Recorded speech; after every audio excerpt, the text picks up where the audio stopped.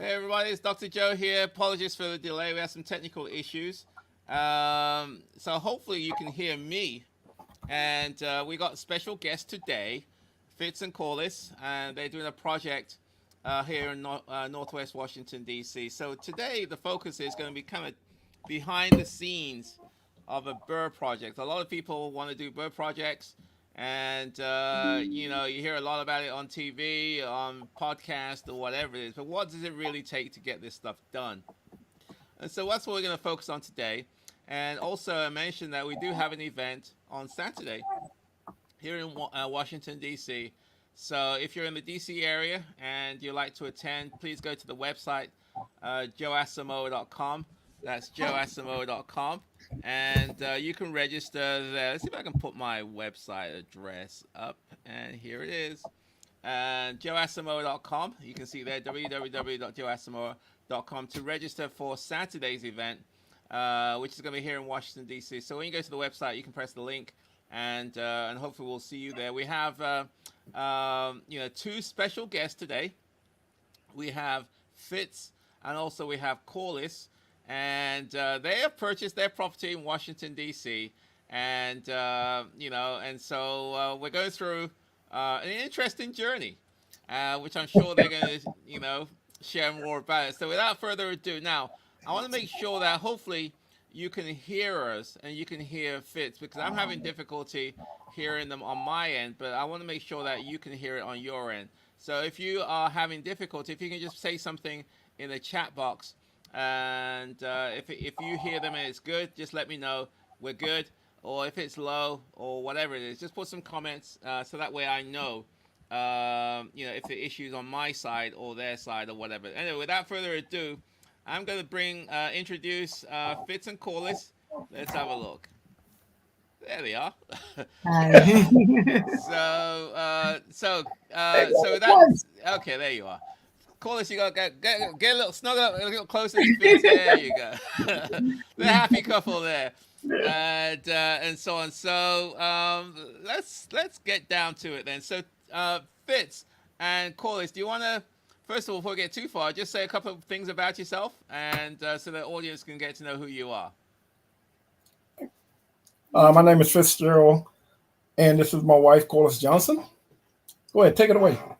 Good afternoon, and first I want to thank Dr. Joe for allowing us the opportunity to share our story and talk about our journey as we navigate through the property and the renovation project. We are military veterans, and we have been in real estate since about 1995, but we've never, ever, ever done a full gut renovation. So we're excited to share our story. Okay, so a quick question to the audience.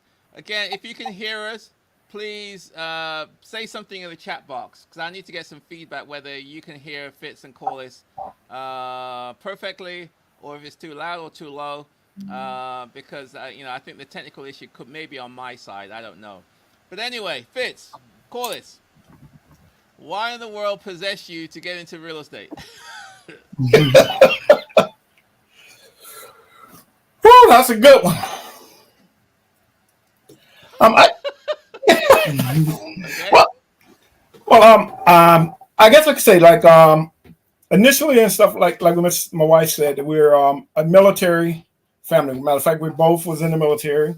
Back in '95 and stuff, we ended up buying a property, and then the military ended up moving us overseas. So we didn't want to get rid of the property, so we just held on to it, and we had it rented out. And then when we came back from overseas and stuff, we started turning around, taking a look, wanted to turn around and get an upgrade, move into another house. And we bought another house and kept that house. And then we started thinking about, okay, let's look at this real estate. So we got into buying single family homes and stuff, and then we were just renting them out ourselves and stuff. And then we moved again and stuff. Those real estate stayed there and stuff, and we tried the long distance stuff, so then we ended up getting a property manager. So we were really started off in these single family homes. I'll let my wife take it over from there. The difference between my husband is right. We did get orders to relocate. And but the difference between the DC investment that we're going to talk about today and our previous experiences was we would buy homes that just need a flooring change, some painting, maybe upgrade some appliances, change out cabinetry, but nothing to the magnitude of the DC project. So we was kind of standing on the sideline trying to figure out what we wanted to do in this area. And our real estate agent introduced us to Dr. Joe, and he just kind of shoved us into the water, and we've been swimming ever since. It's been a challenging, we did face some challenges, so I'm not going to say it's been a very, very easy journey, but it's been very enjoyable, particularly under the guise and mentorship of Dr. Joe. Well, one person was swimming. I can swim, the other one can't. Okay. No, but I keep her afloat, though. I keep her afloat. Okay.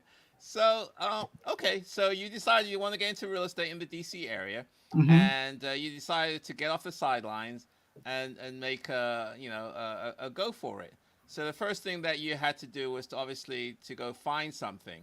Mm-hmm. And you, as you mentioned, you sort of engaged the services of a real estate agent. What were you looking for when you were deciding which agent to go with versus somebody else?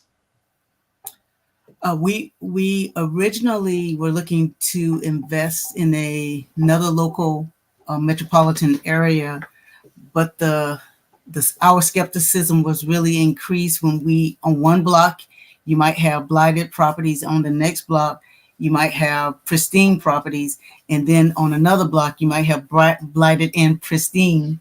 So we wanted someone that had expertise and experience with the local market, as well as experience with navigating through the government, so that we can ensure that our project would not be held up because of the bureaucracy of government, to be frank. So we were talking to a financial advisor, a lender, and she provided us with the name of our real estate agent that we ended up working with.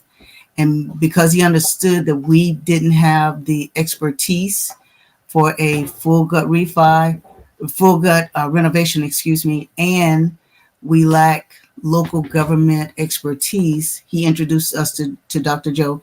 Now, originally we were interested in multifamily homes, but DC has what's called a TOPA that gives tenants rights. It's very heavily tenant centric. And so because of that risk, it was too much of a risk for us. So we decided to just switch to single family homes until we can find a multifamily home that would be suitable for our risk level or our risk tolerance. Okay, so you engaged the service of a realtor, and you felt comfortable and confident with the realtor, and that they knew what they were doing. And therefore they're going to partner with you on this journey to find your first or next house. Yes. So how easy or how difficult was it to actually, because everyone's saying it's impossible to find anything, the market's crazy, how long did it take for you, or how easy or difficult was it to actually find this deal that we're going to talk about today? We started speaking with the real estate agent. We started speaking with the real estate agent probably in September, and we found the property toward the end of the year in like November, and we were able to close in February, and we began construction that same week, the last week of February. Okay, so it took some time, not too long, but it took some time to actually, find a property that met your criteria. It sounds like. Do you want to share with the audience what criteria was important to you, and and why you decided you want to go with this one particularly? Well, I'm stepping out of that one. Again, we started out multifamily, which because DC is really, really tenant friendly. our single family home location was the key for us. We wanted to be in an environment, number one, that we could affect change in the lives of families. So affordable housing for families is what we were looking for in a location that would be safe or different than potentially they were currently living in. Not only that, when you turn around taking a look at the location and stuff, we also had to turn around. We turn around looking at our risk assessment, what we can and cannot, what level of risk. So when you're looking at doing one of the projects, really to make sure the project is going to work, you still have to look at the bottom line of what's going to be the return on investment, basically, into it. So we have to take a look at the dollar amount. I'm going to put all this money in, and if I decide to keep it, flip it, or whatever. Now, we have always been long-term people, so we hold on stuff for a long time. But I want to be able to try to project. If I turn around and put in $10 this year, 10, 15 years down the road, I come out with about, $50, $100, I'm going to like that compared to putting it in other areas that we've had real estate in where the market was just so slow and stuff for increasing in value. The increase is just real slow. In DC, in certain areas, the return on investment would be great. Yeah. Okay. So you're looking more of a long-term play as opposed to get out in a couple of months or whatever it is. So you're looking for, you're taking a long-term view of this thing. And therefore, obviously, if you're taking a long-term view, certain things are quite important, which you just mentioned, Fitz. The ability to, nobody knows what's going to happen tomorrow, but history sometimes gives us clues. So you're looking for a market whereby over time it's probably going to appreciate in value. That's something that's important for you. Since you're going to hold on to it, obviously you want a place whereby you can find tenants. You don't want a place, obviously, whereby it's going to be hard to find tenants. You want a place where it's relatively a large tenant pool, and you want a place whereby at least, what you're saying is making a difference. So it sounds like you're open to affordable housing, you're open to Section 8, and you're open to hopefully making a difference in other people's lives. Yes. Yes. Okay. So I just want to make sure we're on the same page. So correct me if I'm wrong, and so on. Okay. So after a few months of looking with your real estate agent, you were able to notice a property that met your criteria that you've just described. So what was it about this particular property, that you decided, yeah, we're going to go with this one? Well, for me, it's when you get the property and stuff, you got to look at the neighborhood. Okay, what type of neighborhood it is and stuff, and try to turn around and take a look at. Okay, I know where I'm at, but where would I want to live up in a neighborhood? Excuse me. When we're looking at homes that got a lot of bedrooms and stuff, we're looking at little children. So, what type of school you want your child to go to within that area, and how much can I get back on the real estate once I decide we're going to sell it, 30, 40 years down the road and stuff, is there going to be an increase? So I look at all that to see if it's a nice neighborhood and stuff.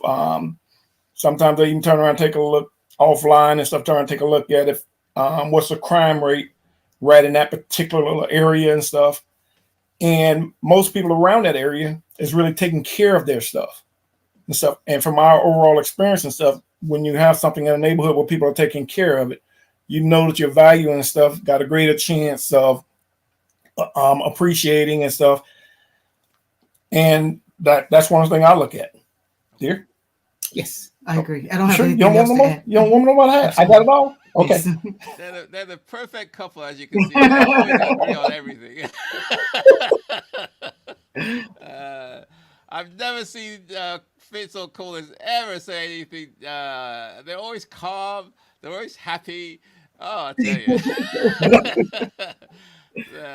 Anyway, so we decided to go for this house. Do you want to, at a high level, kind of talk, kind of share with the audience here, because they may not know anything about this particular house in terms of the number of bedrooms, number of bathrooms, in terms of the square footage, the condition? Is there anything that you want to share to educate the audience? Woo!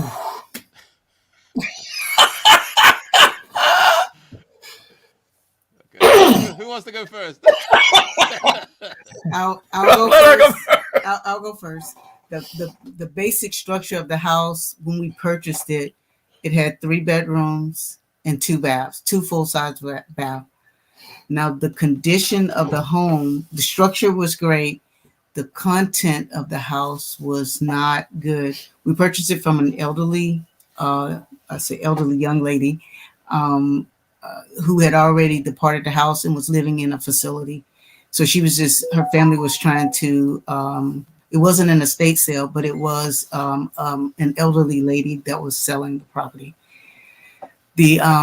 Because she was already out of the house, there was gross neglect. So when you walk into the main level, there was some structural, the ceiling on the main level was falling in from the first level because of a bathroom leak on the second floor. There was a gentleman living in the home who had a cat, and the cat feces was prominent throughout the home, particularly on the main level and in the basement. There was a sewer pipe that burst in the basement, so there was sewer and mold damage in the basement. So I'm not a visual person.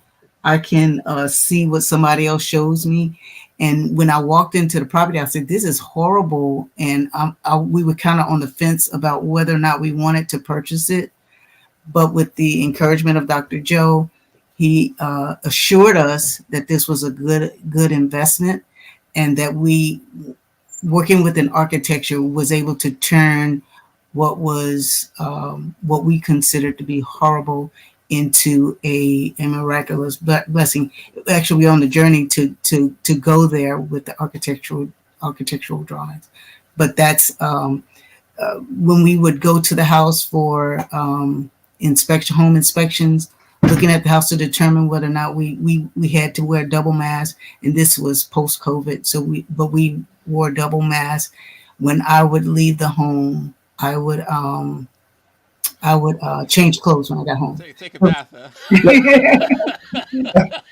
Huh? So it was from my experience, it was not the best living condition, even though someone was living there.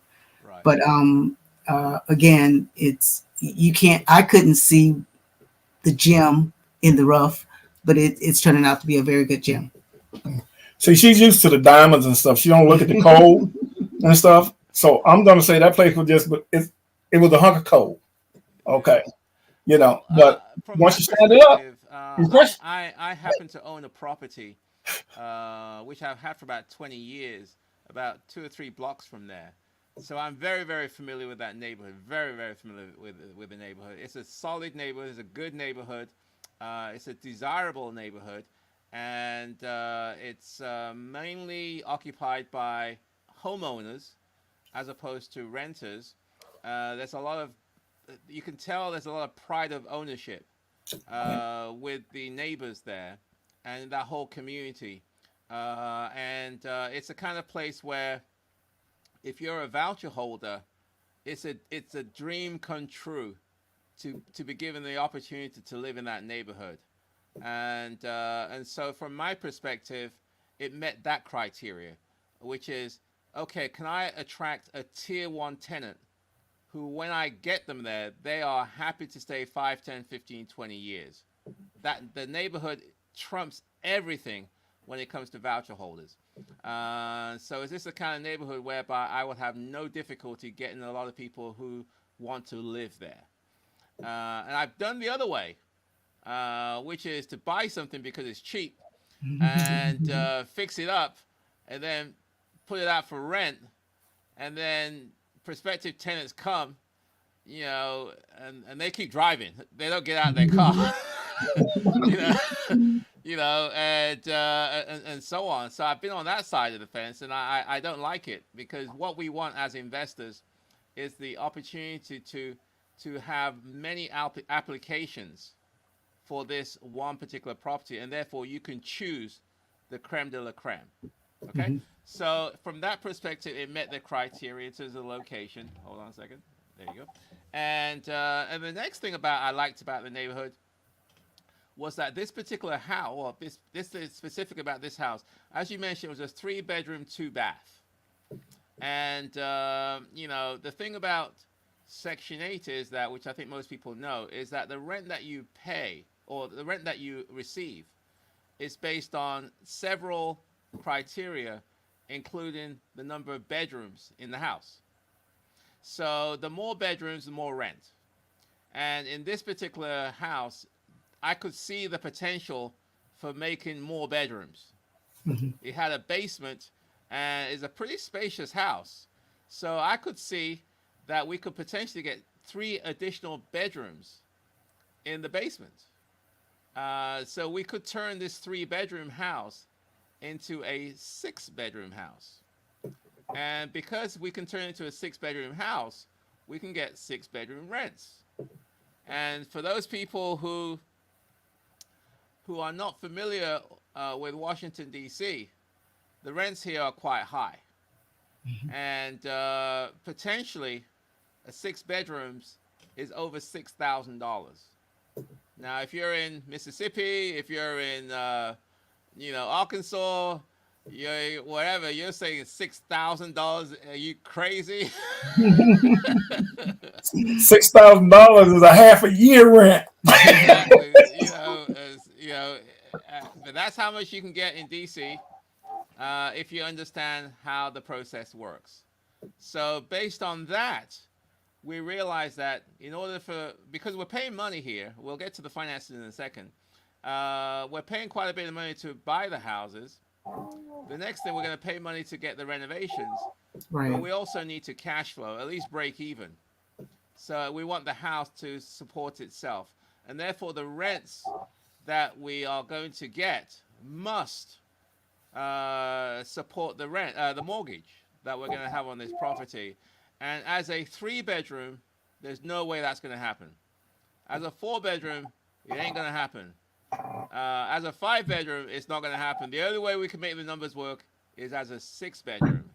And this house has the potential to have 6 bedrooms. And that's one of the reasons why we decided to go for it. Most houses in DC, you can't make 6 bedrooms. There's just not enough physical space. Okay? And therefore, only certain, maybe 10% can possibly qualify. 90%, it's just not possible. And so this kind of fell into that 10% bracket, and so forth. Okay, is that a fair summary? Yes. Okay, so we've decided to go for this house based on the criteria, the location, based on the size. We can make 6 bedrooms, based on the fact that the house has got a lot of potential. I mean, we went there. It was the smell was just horrible. For most people, I think would be turned off. But we're able to overcome that and see beyond what we could see, and we saw the potential. So do you want to kind of give an idea of how much you paid for this house? Sure. We paid $525,000 for the house. Okay. So $525,000 for a house that's in a pretty sad condition. A house that's the ceilings is coming down. There's cat urine everywhere, and there's mold in the basement. There is, it's almost like a hoarder's house. There's some of the rooms we couldn't even get in, right? Because of all the trash and debris and furniture and people's possessions, and so on. And they have to pay $525,000 for that.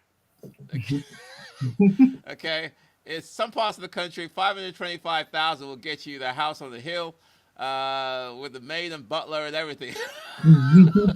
Back in my hometown. Exactly, but not in DC. You're gonna get a cat urine infested place with the roof caving in, and that's what you get. Anyway, so let's so we bought the house. We went to, obviously, financing is quite important. I don't need to go into the details, but how did you fund this thing? Did you, look under the mattress and pull up 525K? Did you ask your cousins? How did you finance this whole transaction? We partnered with a lender, a local lender that I met, just happened to meet at another event, and she shared with us some options. One was to use a hard money lender. Another one was a traditional loan option. And then the last one, which is what we went with, which was a HUD 203K loan, which offers acquisition and renovation potential for a property. So we, even as an investor, were able to qualify for the 203K loan. And that's the vehicle that we use to fund it. Okay. So they got financing. They didn't pay for cash. Right. And, they got a loan which included the acquisition and also the renovations. And I'm assuming that, it wasn't 100% financing. So you had to top up the difference with your own personal funds. Right. And so on. Okay, that's good. So we bought the house. We funded the house, the acquisition and the renovation, using a three-part strategy, which is a lender to pay for the acquisition and renovations, and then your personal funds to top up the difference. Right. And so we then went to closing, and now we are the proud owners of this cat-infested, roof caving in, $525,000 house. Yep. And so on. Obviously, you had to transform this house from an ugly duckling into a beautiful swan. So let's kind of talk about that renovation process. Yes. And and kind of share with people how you went through that. So I know that we worked very closely during that whole process. But can you give the audience an insight into the thinking in terms of the deciding what to do, the scope of work, the kind of what's it called, contractor you're using, and then we're going to go through the process. So let's just talk about the initial stages, which is deciding on the scope of work and deciding on the contractor to use. So we decided to just kind of explore different contracting options, and ultimately ended up with a contractor that was able to quickly provide a scope of requirements or a scope of work that was within the budget. When you go through a 201K loan, it's a government loan, so the government is heavily involved in the process. So they have their checklist, and then there's a normal checklist. So the statement of requirements has to be suitable for the government to fund for us to use that particular vehicle. They approved the contractor that we ended up selecting. We, as a part of Dr. Joe's team, we had an architecture that kind of shed light, that brought the gemness to the project, so that we were able to see beyond what we could see naturally. We could see the vision, and we were looking for someone that was reliable, someone that was dependable, someone that was responsive. And we believe that so far we've gotten it. We're not at the end of the project. We're probably in the middle, probably 50% complete. But we have been very pleased with the responsiveness, the attentiveness of the contractor. The contractor is seasoned enough to know what the DC government permitting process looks and feels like, so that we're able to pass. We've been able to pass 3 inspections without any problems. And that's a positive thing to have, because if DC's never dealt with it, and we did not. Cannot believe how much DC have control over every single thing that you do. So, I know for a fact, for me, I'm glad we did choose this route. to go, because someone can turn around and just let you know if you're going down the wrong curve, you need this, you need that. Each time we go through, walk through with the contractors and stuff, they even let us know stuff that the inspector's going to be coming through looking at, and things we never even thought about. So really, they're even teaching us as we're going through things that we got to look at, keep in our mind and stuff like that. So for me personally, I think anybody going to step out on something like this, you should have a mentor or somebody to show you, because if not, let's put it this way: if you go in without one, okay, you're going to end up paying more in the long run. I think that's just my opinion. Okay, yeah, I mean, it's good words of wisdom there, and and so on. So okay, so we found the tenant. We found the contractor. And we decided on the scope of work, what needs to get done, and we kick off the project. And I know that typically for projects like this, there's the contractor obviously wants to get paid, but you're not just going to give him all the money up front. Right. So there's sort of a series of milestones and payments and what they call draws. Do you kind of want to educate the audience on, that whole process and how that works and so on? So the so draws are just periodic payments for times in, and I'm not trying to insult anybody's intelligence, but it's you receive money from the bank based on the inspection that was passed, which means that the contractor has to outlay funds initially to prepare for the inspection so that we can get paid. So initially we had to pay the contractor just out of pocket for the demolition as well as the clean out. Remember, we shared that the house was not broom clean. So we had to pay for the demolition as well as the clean out, and then the framing. So clean out, demolition, and then framing. So the first inspection included demolition, clean out, and then framing. So we were out of pocket just as a down payment to kind of get the contractor started. So you will need some money initially. Well, I'm not sure about other vehicles, but we needed money initially for this project because the government did not provide any material funding for that's included with the loan. Even though acquisition and renovation is included with the loan, they did not include material costs or a payout or upfront payment for material. Yeah. Now with other methods of paying for you, they may work a little bit different. So we haven't experienced that. It's just that with the 203K loan stuff which you got, you got to do the work first. The government is going to turn around and they're going to have their own person come in at every stage to inspect to make sure stuff is good to go. And DC is going to have their people to come in to take a look to make sure everything is good to go before you go to the next level. Yeah. Do you want to say something about the permit process?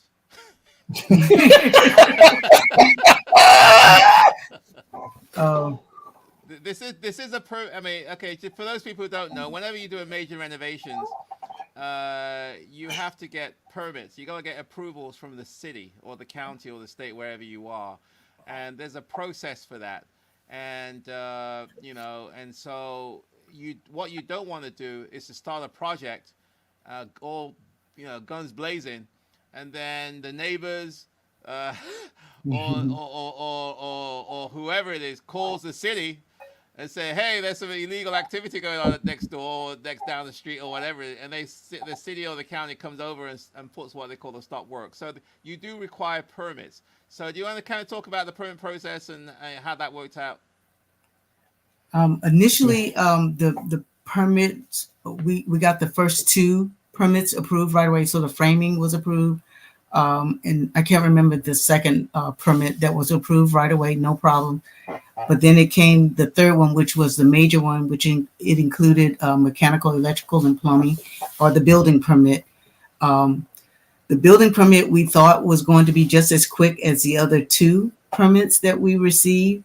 And we were grossly disappointed in that it delayed the project by 3 weeks. So we were 3 weeks sitting on the fence, and we were kind of trying to decide if there was some work that the contractor could continue doing that was within the boundaries of legality, so we would not be interrupting the community or having these inspectors come by and stopping the work.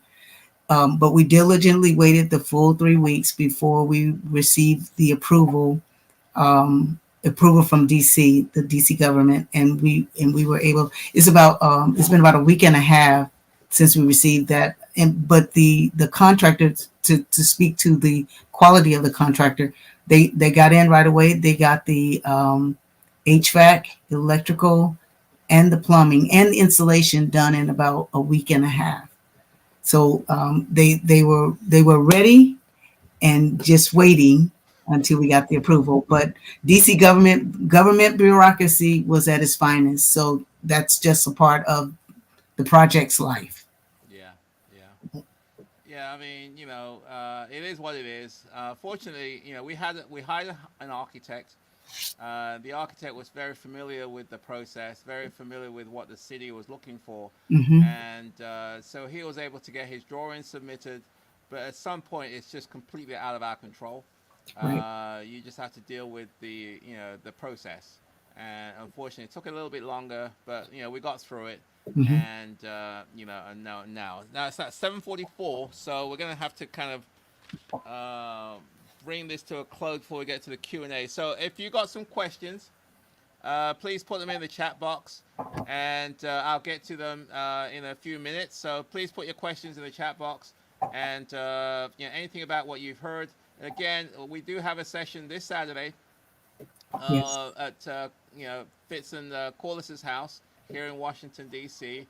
And so hopefully you'll get the opportunity to see what they're talking about. And you get the opportunity to meet Fitz and Corliss, and we'll do a deep dive into the details of this project, the good, the bad, the ugly. Yes. Really, because, my thing is that I don't like to sugarcoat things because it's not fair. It's, you have to tell people this is the real world. We were delayed, for example, with the building permit. That's just the real world. There's nothing we can do about that. It took a little longer to do this. It took a little longer to do that. We're going to explain all of that. And but we soldiered on. There were many times I'm sure Corliss and Fitz were frustrated with either me or the contractors. I haven't got there yet. I can honestly say, usually when I make a decision and decide to go do something, I've already done my own personal risk analysis of it and stuff, and I understand the things you can plan for it and it's not going to go. That could be because of all the years in the military and stuff, but there are things that come up, things are unexpected and stuff, and it's life. If it don't kill you, just keep on moving forward. Because there's going to be setbacks. There's nothing that you can think of that you're going to do. From my perspective, there's not going to have some type of setbacks. It's life. So that's just me. I haven't gotten bent on a sheet. I did scratch my head the thing and stuff. Fitz, is that you're experienced enough and you're mature enough. To get that. Yeah. But if you ain't, a lot of people watch the HGTV. Yes. They watch the infomercials. The TV program starts at 10 o'clock. At 10:30, it's done. Everyone's all smiles, showing the big fat checks. Yeah. It's easy. You know what I mean? And so they come into this thing with that attitude. And these curveballs, they're not ready for them. Right. And it'll completely throw them off. And so that's the reason why, it's really important, I think, to share with people, what it really takes to get this stuff done. and some of the unexpected things. I mean, even the design. Right. We were going backwards and forwards. I mean, the architect came with the design, but we were still, I don't know, you know. And we Let's found make some this. space. Remember the toilet, the first floor powder room? Right. Yep. We didn't Hey. even know that place existed. You know, so there's all these unknowns, you Right. know, that I think we have to be prepared for and ready for, and so on. So you want to add to that? Basically, you said it all. You know, you just have to be prepared for it, because you know it's like the old saying of Murphy's Law: can happen, will happen, and stuff. So, and the bottom of the line is, you know, how you set up and structure your way of doing something is going to be determined on how well you're going to receive when Murphy comes on the scene, because Murphy is coming and stuff. It's coming. So you Okay, just so got to again, turn on up. Saturday, at between 11 a.m. and 1 p.m. Eastern Time in Northwest Washington, D.C. If you're in the D.C. area, or if you can come to D.C., please come. I think you'll enjoy it. I think it'll be very educational, very insightful, and also you'll meet with like-minded people, just like yourself, who are trying to pursue financial independence and financial freedom. The only way to achieve financial independence and freedom is at some point you're going to have to do a deal. You're going to have to pull the trigger at some point. You can't YouTube your way to financial independence. It takes action, and so I think it's very inspirational, very motivational to see people like Fitz and Corliss, and to hear their stories, and you know, and say, wow. I mean, I don't want to say this, but if they could do it, well, why can't I do it? You know, you know, and so on. So yeah, please sign up. Go to the website, joeasimo.com, www.joeasimo.com. and register for Saturday's event. Let's get some questions. From Karen P. What is the definition of a Tier 1 tenant? Is this solely for Section 8? Do you want to stab that, or should I take that one? You can take it. Pardon? You want me to take it? Yes. Yeah, it's on you. Okay. So what is the definition of Tier 1? Tier 1, in my opinion, is a tenant that's going to pay their rent, take care of the property, no drama, and hopefully will stay a long time. Okay, that is what that's what I call a Tier 1 tenant, and that's what I want, and I think that's what most people want. Nobody wants, I don't think, a tenant that's going to trash your house. Nobody wants a tenant that's not going to pay their rent. Nobody wants a tenant that's every day is just drama, and nobody wants a tenant that stays in for a couple of months and say, I'm out of here. Okay. And so a Tier 1 tenant is somebody that is completely opposite to that. Now, how do you find a Tier 1 tenant? You only do that through what we call screening, because there are, what do they call it? There are wolves in sheep's clothes. There are diamonds in the rough, but there's a lot of rough out there. And you got to find the diamond, okay? And sometimes people will tell you what they want, what you want to hear. Oh, I'm great, I'm fantastic, da da da da da. But you have to screen. You have to look beyond the surface and find out their history and things like that. So a Tier 1 tenant is that, and it's not just for Section 8. It's for any tenant. You know, because if you can find Tier 1 tenants, it makes your life a lot easier as a landlord. If you don't find them, you can get burnt out real fast. And if you don't believe me, you spend a day in landlord-tenant court anywhere, and you'll see burnt out landlords who are done with this thing. So hopefully that was helpful, Karen, and so on. So next question: how did they find the house? On the MLS or an expired listing? Do you want to take that one? It was on the MLS. Okay. Anything you want to add to that? Again, we used a real estate agent, so he was very instrumental in finding the house for us. Yeah, it was was it expired? Was it still on the market, or did it go off and then came back on again, or whatever? I can't speak to whether it was off and on again, but when we looked at the house initially, it was on the MLS. Yeah. So this was an MLS listed property. So anybody in the Washington D.C. area could have found this Yes. house. In fact, I think the listing agent, did he say he had another offer at the same time that yours came in? Yes. Yes. Yeah, I mean it was on the market for a while, and then suddenly when you make an offer, there's these other offers coming in. Yeah, I don't know if that was a ruse or a ploy. I don't know. Yep. Yeah, That is true. There was another offer and they decided to take ours. And it had been on the market probably 4 months yeah. when we saw it. Yeah, so it was on the market for a while, and so on. But it was a listed property. It wasn't some special deal that Right. was under the radar. It was listed. So if you were looking, you could have found. I mean, most of the deals that I've purchased and my students have purchased have been on the MLS. And so that's just how So there are, but this would not be in a deal. Sorry, this is only a quote deal because we can make 6 bedrooms out of it. Yes. So we made the deal. We created the deal from something that didn't exist, in other words. Okay. So also, I think kudos to Fitz and Corliss in order to be able to say, okay, then, although the numbers may not work as a 3-bedroom, it may make sense as a 6-bedroom. Yes. Okay, and so forth. So sometimes you can create your own deal as opposed to just it being obvious to everybody else. Okay, hello from Houston. What was the down payment on your money, on the property? Sorry. I You do with I money? think I'm it not was. sure. What the percentage wise? Yeah, I think it was 20%. Was it 20%? Yeah, because we're investors. Okay. So they had to put 20% down on this one. Did they fund all the renovations or part of it? They funded 100% of the renovation. Okay. So it was 20% of the acquisition and 100% of the renovations. Yes. Okay. Good. Okay. Hopefully I answered your question, DCC.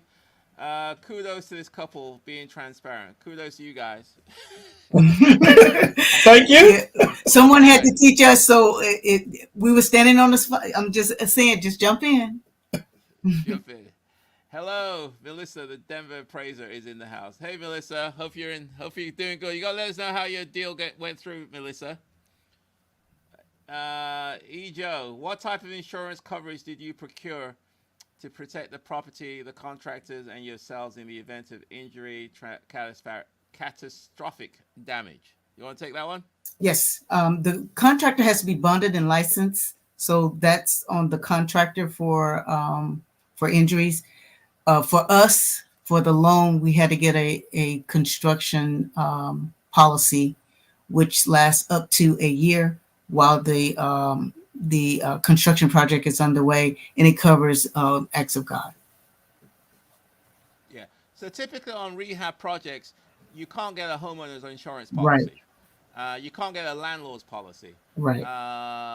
Because the place is vacant. And so you have to sometimes get what we call builder's risk insurance, which is insurance which is primarily for vacant homes that's undergoing renovations. And that's the type of insurance that you need for something like that. As Corliss is saying, the contractor is licensed and insured, so they have to have their own workman's compensation, and that's the requirement from the lender, I think. And so they had to provide those documents to the lender to prove that they had their own insurance coverage as well. Okay, so hopefully that helps. Congrats, Corliss and Fitz. What is the biggest challenge that you dealt with during this project? And was there anything that went more smoothly or easily than you anticipated? Wow. Well, I'll take the challenge. The challenge is that the permits, because based upon the type of loan that we receive, we have to pay a mortgage every month while it's going through under construction, and so being put back 3 weeks, only get 1 month worth of work out of it, if you really roll the numbers, you can say that can be a pretty good hit on the pocket. Okay, so I would say that would be the largest part in that aspect? I would say I would add to the challenge. Um, this particular loan again has a government component. So every time something happens in a natural loan process, the government has to see it, and then the natural process goes through. What went through easy was the first two permits. They went through smoothly, kind of fooled us. And then we hit the roadblock with the last permit, but the first two were very smooth, and we were just like, yes, 2 thumbs up, and then we got the reality hit. Yeah. If I want to add to that, I would say, if you don't have good contractors, your biggest challenge will be with contractors. Mm-hmm. Because doing projects like this, the contractors is the make or break. If you get good contractors, everything moves along, and you don't worry about those things. But if you don't have good contractors, it's a nightmare. Mm-hmm. I've had guys who they show up drunk, guys who don't show up at all, and you're thinking guys who don't have a car, so you have to pick them up and bring them to the job site, and you gotta stay with them all day, because if you leave, they're gone as well. Yeah, I've had those guys. I tell you, if you contractors, I mean, we all got contractor stories, I'm sure. Yeah. But that's one thing I want to add to that, is that if you got good contractors, you don't even think about it. If you got bad contractors, that's all you think about. And you can't sleep. So fortunately, we haven't really had that issue on this project, and I think that's kudos to Fitz and Corliss, in terms of their selection and overall their involvement and management and oversight of the whole process, and also with the contractor as well, contractor relationships. We meet every week. Yes. With the contractors, and so that level of trust, the communications, I think is really important. And again, kudos to Corliss and Fritz for being a part of that entire process. Okay, Michelle. Hey, Joe. Looking forward to seeing you, all three of you, on Saturday. Yes, I'm looking forward to seeing you, Michelle. So hopefully you'll be there. And again, everybody else, Saturday, 11 to 1 in Washington, D.C. If you can't make it, you need to be there. So please make it. And you can sign up at the website, joeasimo.com, and get your tickets and so forth. Look forward to seeing you, Michelle. Karen P., thank you. Very informative. Congratulations to Corliss and Fitz. Thank you. And it's now 8:01. Oh, my goodness. We're going to wrap this up. So, Dr. Joe, I know that BRRRR prefers all cash. How does their loan affect their BRRRR? Do you want to take a stab at that one, or do you want me? Okay. Well, I'll take a small stab. The BRRRR, a part of the loan process, it has to have an after renovation value that exceeds the cost of the loan, the total loan. Our after renovation value will put about $100,000 equity in the house once we're completely done. So, Dr. Joe, if you want to add to that, that's fine. Yeah, so we all know it's a buy, renovate, rent, refinance, repeat. Okay, so we bought it, we renovated it. At some point, we're going to have to refinance. Mm-hmm. And the refinance is based on the after repair value, as Corliss just said. And as long as the after repair value is more than what we put into it, there's equity. Now, how much you can pull out will depend on the lender. It will depend on their policy and so forth. But the whole idea is that you try to pull as much money as you can. But the reality is that with interest rates the way they are, and with the cost of housing the way it is, you're probably going to leave some money in the house. There's just no way around that. Mm-hmm. And but at least you have the house. Otherwise, you will buy it, and then 10 years from now, you're thinking, "Wow, I should have bought it 10 years before." Yes. And now you're going to pay 10 years from now prices. So at some point, you just have to say, "It is what it is.